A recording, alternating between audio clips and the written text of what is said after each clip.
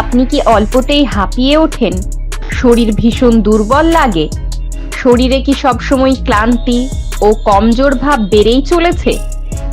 আপনার ত্বক বা চামড়া কি ক্রমশ খসখসে শুষ্ক হয়ে যাচ্ছে? তবে আপনার শরীরে হিমোগ্লোবিনের মাত্রা কমে যাচ্ছে, অর্থাৎ আপনি রক্তাল্পতায় ভুগছেন। তো আজকের এই ভিডিওটিতে কিছু ঘরোয়া পদ্ধতি সম্পর্কে জেনে নেব। এই ঘরোয়া পদ্ধতি অবলম্বন করে কিভাবে আমরা রক্তাল্পতা থেকে মুক্তি পেতে পারবো।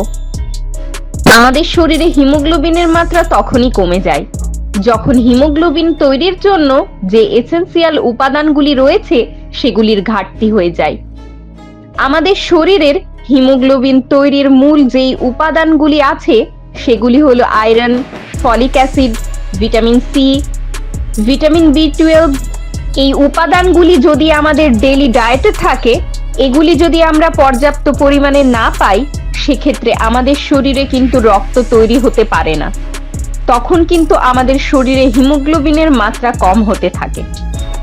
কিন্তু এই চারটে উপাদান সমৃদ্ধ খাবারকে যদি আমরা প্রত্যেকদিন আমাদের খাদ্য তালিকায় রাখতে পারি, তাহলে আমাদের শরীরে কখনোই হিমোগ্লোবিনের ঘাটতি দেখা দেবে না। তো প্রথমেই বলি, হিমোগ্লোবিন কি? হিমোগ্লোবিন হলো এক ধরনের প্রোটিন যা অক্সিজেন পরিবহনে সাহায্য করে। এটি আপনার শরীরের অঙ্গ ও টিস্যুতে অক্সিজেন পরিবহনের সুবিধা দেয় এবং আপনার অঙ্গ ও টিস্যু থেকে কার্বন ডাই অক্সাইডকে আপনার ফুসফুসে ফিরিয়ে আনে। হিমোগ্লোবিনের নিম্ন স্তরের মানে হলো আপনার শরীরের অঙ্গগুলিতে অক্সিজেন পরিবহন করতে পারছে না। এতে আপনি ক্লান্তি অনুভব করছেন, আপনার দুর্বল লাগছে, শ্বাসকষ্ট হচ্ছে, মাথা ঘোরাচ্ছে এবং এসবের সাথে মাথা ব্যথা ও অনিয়মিত হৃদস্পন্দন অনুভব করতে পারছেন। আপনার শরীরের প্রতিটি কোষের জন্য অক্সিজেন খুবই প্রয়োজন।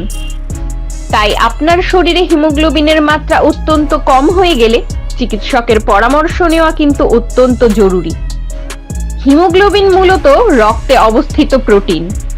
এটি রক্তের লোহিত রক্তকণিকায় থাকে এবং রক্তের মাঝে প্রয়োজনীয় ঘনত্ব বজায় রাখে। এই হিমোগ্লোবিনের কারণেই রক্ত লাল হয়। হিমোগ্লোবিনের মূল কাজ হলো দেহের প্রতিটি অংশে প্রয়োজনীয় অক্সিজেন রক্তের মাধ্যমে পৌঁছে দেওয়া। রক্তে হিমোগ্লোবিনের পরিমাণ কমে গেলে অ্যানিমিয়া সহ বিভিন্ন শারীরিক সমস্যা হতে থাকে। একজন পুরুষের দেহে হিমোগ্লোবিনের স্বাভাবিক মাত্রা হলো প্রতি ডেসিলিটারে 13.5 থেকে 17.5 গ্রাম। নারীদের রক্তে 15.5 গ্রাম থেকে 16 গ্রাম। তবে অনেকেরই রক্তে হিমোগ্লোবিনের মাত্রা কম থাকে। তো এবার বলি, ঘরোয়া উপায়ে কিভাবে এর থেকে সমাধান পাবেন। এই জন্য আপনার যেই জিনিসগুলি লাগবে সেগুলি হলো আমলকি, মৌসম্বি লেবু, বিট, গাজর, টমেটো। এই 5টি উপাদান আপনি যদি একটি মিক্সার গ্রাইন্ডারের মধ্যে ব্লেন্ড করে একটি জুস বানিয়ে খেতে পারেন, তাহলে এর থেকে অনেক উপকার পাবেন। এবং এটি আপনি প্রত্যেকদিন দুপুরে খাবার পর 1 গ্লাস করে খেতে পারেন।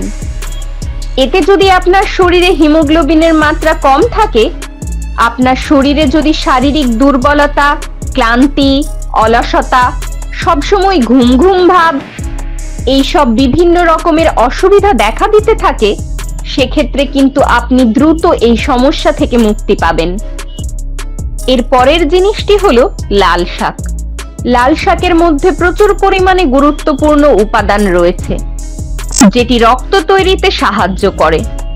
এটি অ্যানিমিয়া ও রক্তাল্পতা রোগীদের জন্য অবশ্যই খাওয়া উচিত।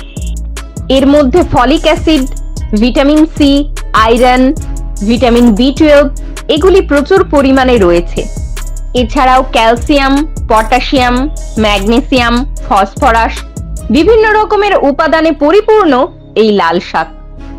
সপ্তাহে 2 থেকে 3 বার আপনি এটি অবশ্যই সবজি তৈরি করে খেতে পারেন। এছাড়াও সজনের শাকও রয়েছে। এই সজনের শাকের মধ্যেও বিভিন্ন রকমের এসেনশিয়াল উপাদান রয়েছে। আপনি সজনের শাক খেতে পারেন, আবার সজনের ডাঁটাকেও আপনার খাদ্য তালিকায় রাখতে পারেন। এগুলি আমাদের শরীরে ন্যাচারালি হিমোগ্লোবিন তৈরিতে সহায়তা করে। ভিটামিন সি সমৃদ্ধ খাবার। ভিটামিন সি এর অভাব হলেও রক্তে হিমোগ্লোবিন কমে যেতে পারে। এই জন্য শরীরে ভিটামিন সি অত্যন্ত গুরুত্বপূর্ণ। ভিটামিন সি শরীরে সঠিক মাত্রায় পেতে গেলে আপনি কমলা লেবু, বিভিন্ন ধরনের লেবু, স্ট্রবেরি, টমেটো, বিভিন্ন ধরনের বেরি জাতীয় ফল এগুলি খেতে পারেন। এগুলিতে প্রচুর পরিমাণে ভিটামিন সি থাকে। এর পরের জিনিসটি হলো রঙিন শাকসবজি ও ফল। বেদানা, আপেল, বিট, লাল আঙুর, ব্রকলি এগুলিতে রয়েছে আয়রন, ক্যালসিয়াম ও ফাইবার, যা রক্তে হিমোগ্লোবিন বাড়াতে সহায়তা করে। এগুলির মধ্যে বেদানা খুব দ্রুত রক্তে হিমোগ্লোবিন বাড়ায়। সামুদ্রিক মাছ থেকে লৌহ পাওয়া যায়, যা হিমোগ্লোবিন বাড়ানোর জন্য খুবই দরকারি। তো এই উপায়গুলি কাজে লাগিয়ে আপনি আপনার শরীরে হিমোগ্লোবিনের মাত্রা বাড়িয়ে তুলতে পারবেন। আর এই বিষয়ে আরো কিছু জানার থাকলে অবশ্যই বিশেষজ্ঞদের সাথে পরামর্শ করবেন। সবাই ভালো থাকবেন, আবার দেখা হবে।